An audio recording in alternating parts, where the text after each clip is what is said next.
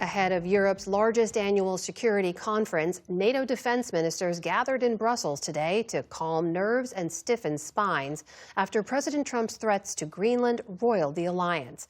Here's Nick Schifrin with more.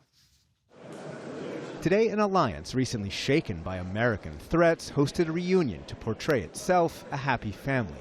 NATO defense ministers met in Brussels and provided words of encouragement and reassurance, including to themselves. USA are member of NATO and they will remain member of NATO.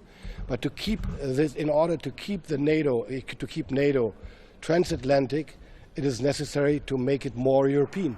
Good to see you.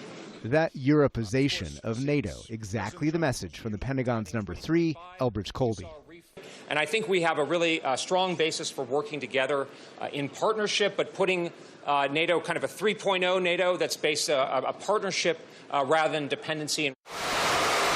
Today, the U.S. says it provides nearly half of NATO's military posture and wants to provide less than 1/3 within about 5 years, especially as it prioritizes its own borders, Venezuela and the rest of Latin America, and China, whose military buildup is the fastest in world history.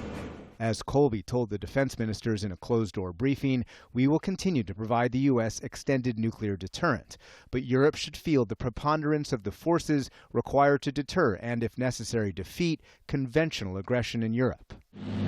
It's a message the Trump administration has sent consistently, but today's delivery was with a perhaps more constructive tone than 1 year ago today. We're also here today to directly and unambiguously express that stark strategic realities prevent the United States of America from being primarily focused on the security of Europe.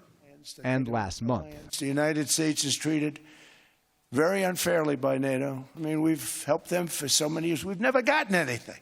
And all we're asking for is to get Greenland, including right title and ownership, because you need the ownership to defend it. You can't defend it on a lease.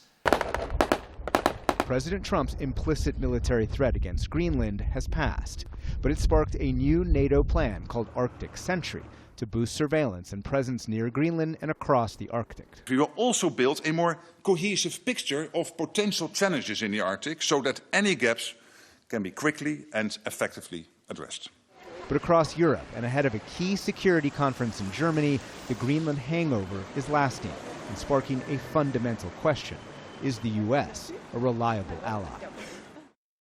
Support journalism you trust. Support PBS News. Donate now, or even better, start a monthly contribution today.